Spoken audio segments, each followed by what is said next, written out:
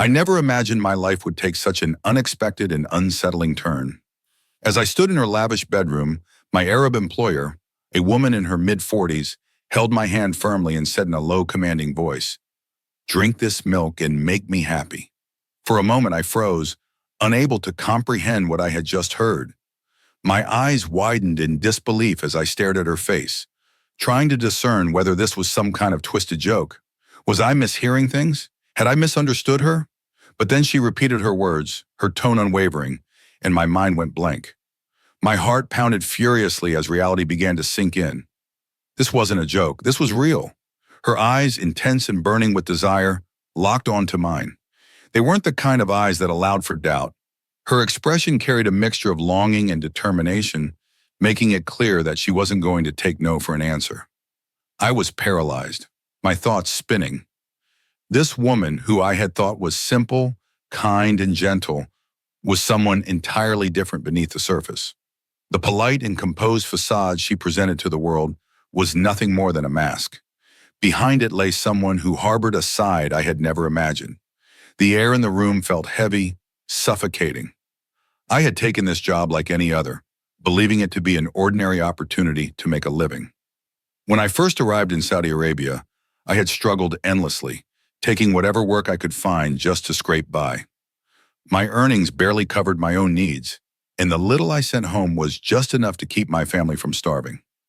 It was during one of these bleak days that I met him, a young man who frequented the store where I worked as a delivery hand. He seemed friendly enough, and in my desperation, I found myself opening up to him. "I can help you," he said, his tone filled with assurance. "There's a wealthy Arab woman I work for who only hires young men. She's kind, generous, and doesn't ask for much.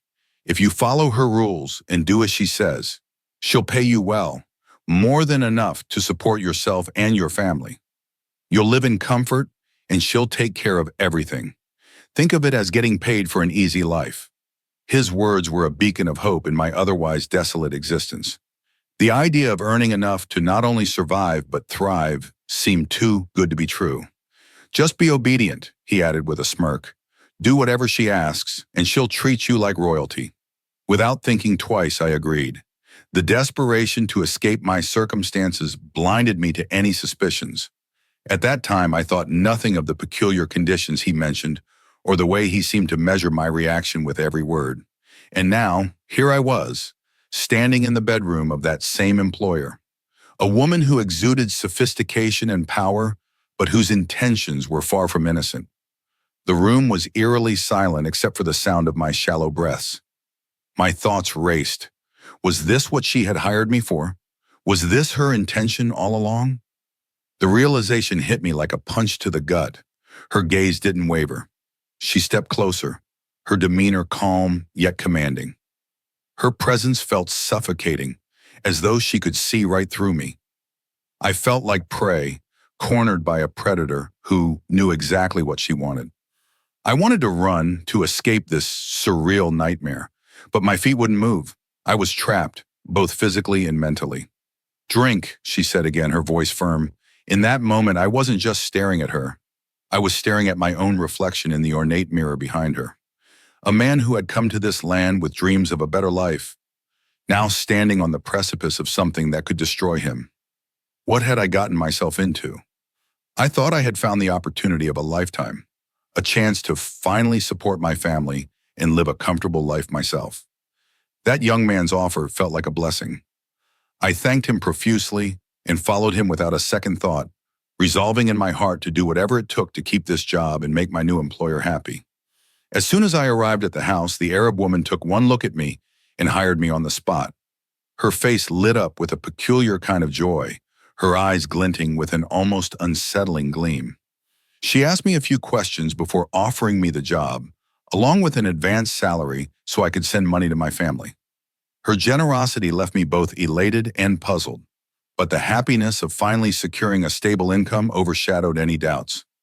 I chose not to overthink it, and that, I realize now, was my greatest mistake. Blinded by money, I ignored every red flag. The household was unlike anything I had ever seen. Aside from myself, there were several other young men working there, all of them surprisingly youthful. It struck me as odd, But I chose not to ask questions. The house had strict rules. No one was allowed to discuss the employer or the household with anyone else. Violating this rule meant immediate termination. No one dared to risk losing such a lucrative job. The pay was too good. The work was relatively easy, and the perks, free meals, luxurious living conditions, and freedom during off hours, were unparalleled. It wasn't worth jeopardizing all of that just to satisfy idle curiosity. I was thrilled with my new life. The pay was far more than I had ever dreamed of, and my employer seemed kind and considerate. She even noticed my interest in furthering my education and offered to support me in that endeavor. For someone who had barely managed to complete a bachelor's degree before financial burdens forced me to look for work, this was a dream come true. It felt as though my life was finally falling into place. My family was well provided for, I was saving for my future, and my employer seemed genuinely invested in my well-being. I had no reason to doubt her kindness or intentions, but my contentment was short-lived. One night, everything changed. I had grown comfortable, almost too comfortable in that house. I had come to trust my employer, viewing her as a benefactor who genuinely cared for the young men she employed. But that night, as she led me into her room, everything I believed about her shattered. Her grip on my hand was firm as she guided me inside, closing the door behind us. The air felt heavy, the atmosphere charged with something I couldn't quite place. She handed me a glass of milk, her voice calm but commanding. "Drink this," she said, her eyes boring into mine. "Then do something for me. Make me happy." I froze, the words hitting me like a slap. For a moment, I thought I had misheard her. Surely she couldn't mean what I thought she did. But the look in her eyes erased all doubt. "What?" I stammered, my voice barely a whisper. She repeated herself, her tone unwavering, her gaze intense. My mind reeled, struggling to process what was happening. This couldn't be real. The kind, generous woman I had admired and trusted. Was this her true face? Her once gentle eyes now burned with a desire that made my skin crawl. The mask of benevolence had fallen away, revealing a side of her I was utterly unprepared for. The room seemed to close in on me, the walls pressing closer as the gravity of the situation sank in. My heart raced as I realized the extent of her intentions. I had thought her kindness stemmed from a genuine place, but now it was clear. It was all a calculated ploy. She had lured me in, showered me with generosity, and now she was demanding payment. "I can't do this," I wanted to scream, but my voice wouldn't come. My body wouldn't move. She stepped closer, her presence overwhelming. My thoughts spiraled into chaos. Was this why she only hired young men? Was this the real price of her so-called kindness? I felt trapped, caught in a web I hadn't even realized I was walking into. My dreams of a better life, my hopes for my family, all of it seemed to hang in the balance. And in that moment, I knew one thing for certain. My life was never going to be the same again. Today, I finally uncovered the truth behind her generosity. The real reason she surrounded herself with young men in her household. Her kindness, her constant favors, and her endless shower of wealth on us weren't born out of goodwill. They were calculated traps designed to ensnare us. As I stood in her lavish bedroom, her words echoed in my ears, each syllable a hammer blow to my already racing heart. She repeated herself, her tone firm and unyielding, making it clear that she wanted me to fulfill her outrageous demand. I stood there motionless, my body cold with dread. My lips parted to speak, but the words refused to come. The sheer audacity of her request had stunned me into silence. She mistook me for someone who could fulfill her desires, someone willing to stoop to her level. But I wasn't that kind of man. "I can't do this," I finally managed to say, my voice trembling. "What you're asking for is beyond me. I'm just a simple, weak man who came here to earn a living, not this." I tried to reason with her, explaining that what she wanted required someone physically and mentally stronger. But she wouldn't listen. Her eyes burned with impatience, her expression one of sheer desperation. Her relentless insistence made my palms sweat and my heart pound even harder. She had me cornered. On one hand, I wanted to walk away from this nightmare. But on the other, I couldn't ignore the weight of her favors. She had spent lavishly on me in just 2 months. The money she had given me had transformed my family's life. My once empty home was now filled with every necessity, and my siblings were happier than they had ever been, praying day and night for my success. With her money, I had even managed to pay for my education, something I never thought I could afford. But now I realized the cost of her generosity, a price far greater than I was willing to pay. If I refused her, she would demand her money back, and even if I sold my soul, I couldn't repay her. That night, I managed to stall her by asking for a few days to think. I returned to my room, my body trembling with fear, my mind spinning with thoughts. I couldn't sleep. Her unrelenting gaze and chilling demand haunted me. It was clear that she wasn't going to give up. She would find a way to get what she wanted, no matter what. I began to understand why this household operated under such strict rules, why no one was allowed to talk to each other about the employer or the house. It was all designed to ensure that newcomers remained in the dark about her true nature until it was too late. The next morning, I decided to probe some of the other workers, hoping they might reveal something about her. During a break, I casually tried to strike up a conversation, masking my desperation with innocent questions. But their lips were sealed. Each of them avoided eye contact, their responses curt and evasive. It was clear that they knew the truth but were too terrified or too trapped to share it. Their silence spoke volumes. They were just like me, men driven to this place by desperation, bound to her by contracts, favors, and fear. She had showered each of them with her so-called generosity, ensuring their dependence on her. That evening, as I lay awake in bed, the weight of my predicament pressed down on me like a suffocating blanket. I couldn't see a way out. Refusing her wasn't an option. Leaving wasn't an option. I was ensnared in her web, and every passing moment tightened the strands around me. What was I going to do? Leaving such a well-paying job was no easy decision, and I found myself trapped in an impossible situation.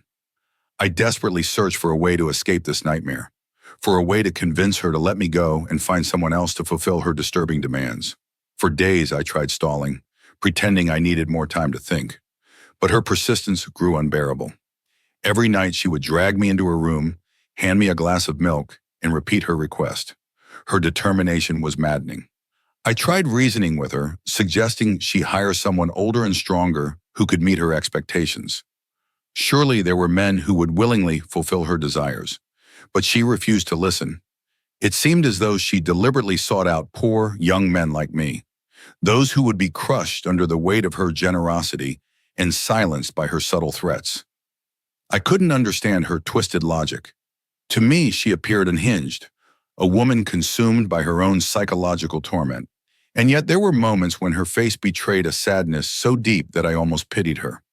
It was as though she herself was a prisoner of her circumstances, driven to this point by forces beyond her control.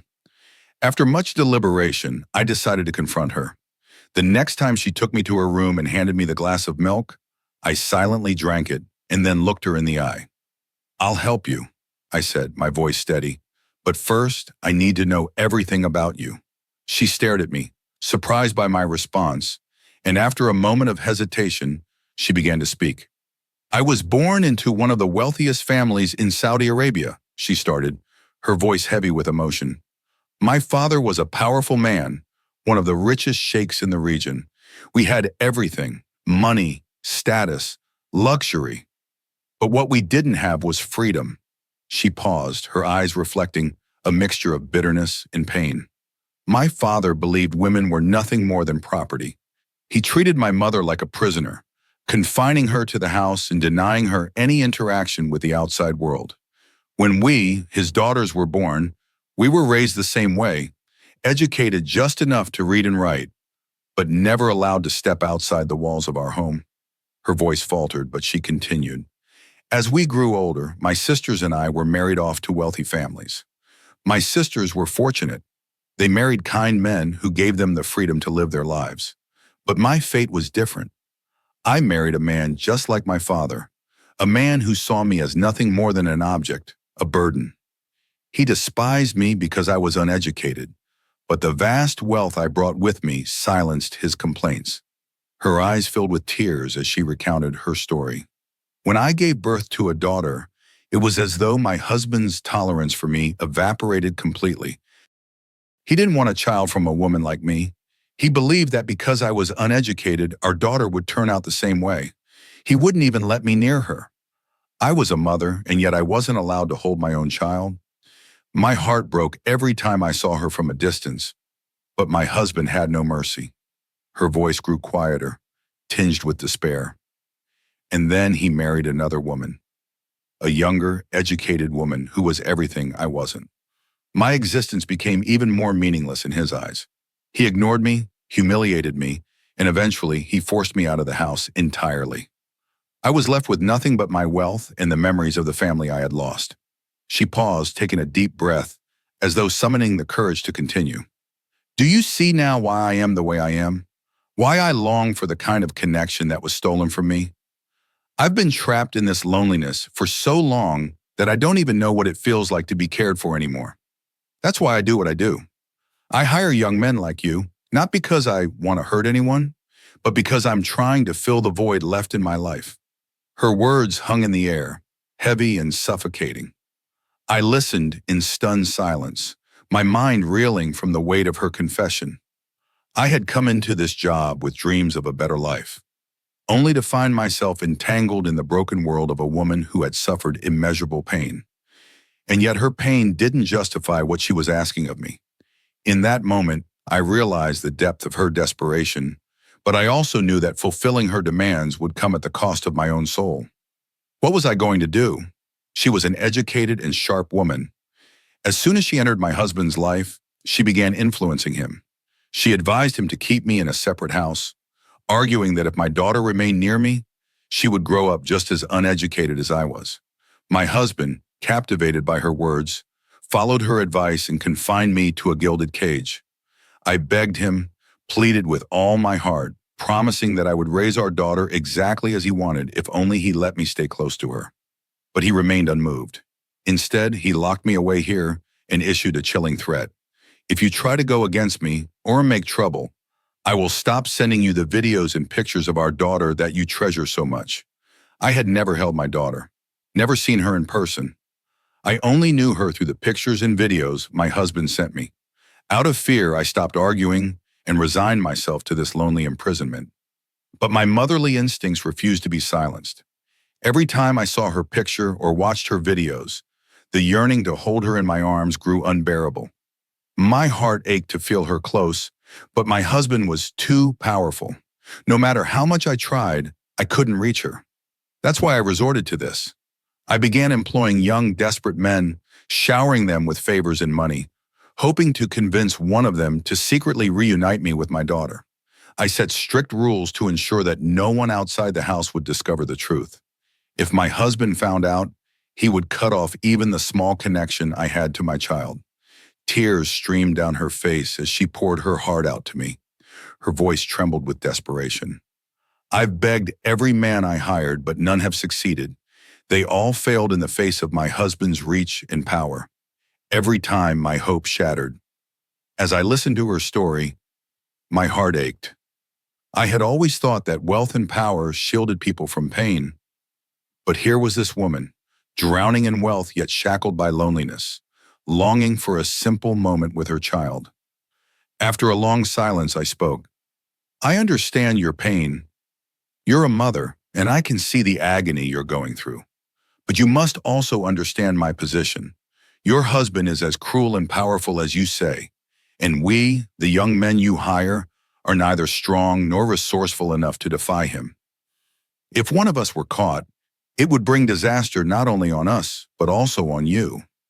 You might lose your daughter forever. She nodded slightly, acknowledging the truth of my words. What you need, I continued, is someone stronger, someone who can stand up to your husband. Or better yet, there are legal avenues you haven't explored.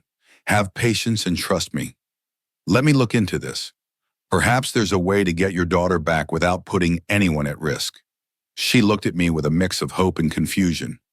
Her sheltered life had left her naive to the outside world, and her husband had manipulated her into believing she had no options. But I knew better. If you had taken this matter to court, I explained, your daughter would legally belong to you. Your husband couldn't keep her from you. But here in Saudi Arabia, the laws are strict and just. Unlike in Pakistan, where wealth can often buy justice, here the system protects the innocent. For the first time, I saw a flicker of understanding in her eyes.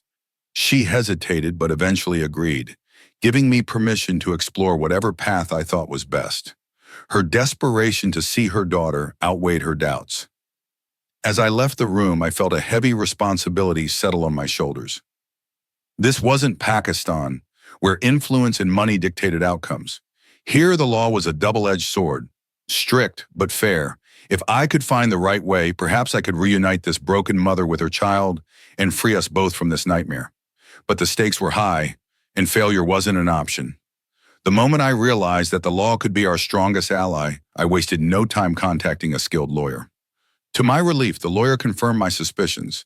If a mother approached the court, the law would ensure that her child was returned to her, regardless of how powerful or wealthy the husband might be. The lawyer didn't stop there. He even investigated the husband's routine and relationships. He deduced that if the mother gained custody of her daughter, the father's deep love for his child would likely compel him to reconcile with his wife. When I shared this plan with my employer, she was ecstatic. Together, we met with the lawyer, and within days, we filed the case in court. Her husband never anticipated that his wife, whom he had dismissed as naive and powerless, would take such bold action. But he had underestimated the strength of a mother's love. A woman might be uneducated or even appear foolish, but when she becomes a mother, she will go to unimaginable lengths for her child. That's exactly what happened with my employer. Her desperation to see her daughter had driven her to hire young men, one after another, in the hope that they could secretly reunite her with her child. Despite their failures, she had never fired a single one of them. Instead, she treated them with kindness, providing them with opportunities to better their lives. Perhaps, in caring for these boys, she tried to soothe her longing for her daughter, her acts of charity driven by her maternal instincts. Moved by her plight, I resolved to see this through. I couldn't let her suffer any longer. In a matter of weeks, our efforts bore fruit. The court ruled in her favor, and she was finally reunited with her daughter. The moment she embraced her child, her joy was immeasurable. But her husband was enraged. He tried to intimidate her with veiled threats. But the lawyer and I assured her that there was nothing to fear. The law is on your side, the lawyer reminded her. He cannot harm you now. Just as the lawyer predicted, her husband couldn't bear to be away from his daughter for long. He returned to his wife, driven by his love for their child. But this time, things were different. On the lawyer's advice, my employer ensured that all legal documents were in place, guaranteeing that her husband could never again try to separate her from her daughter. The documents stated clearly that any such attempt would result in full custody being granted to the mother, with no chance of appeal. For all his wealth and power, her husband was now bound by the law. He had no choice but to comply with her terms. My employer's life had transformed. Not only was she reunited with her daughter, but she also had the security of knowing that her family was protected by the law. Her gratitude toward me was boundless. She thanked me repeatedly, and as a token of appreciation, she gave me a substantial amount of money to continue my education. She even encouraged me to study law, saying, "You should become a lawyer." It was a lawyer who helped me reclaim my life, and I believe you could do the same for others. Her words stayed with me. As I reflected on the journey, I silently thanked God for guiding me to the right decision. Had I chosen the wrong path, both she and I would have been ensnared in an even darker web of complications. This experience taught me a valuable lesson. True power doesn't lie in wealth or influence, but in making the right choices and standing firm in the face of adversity.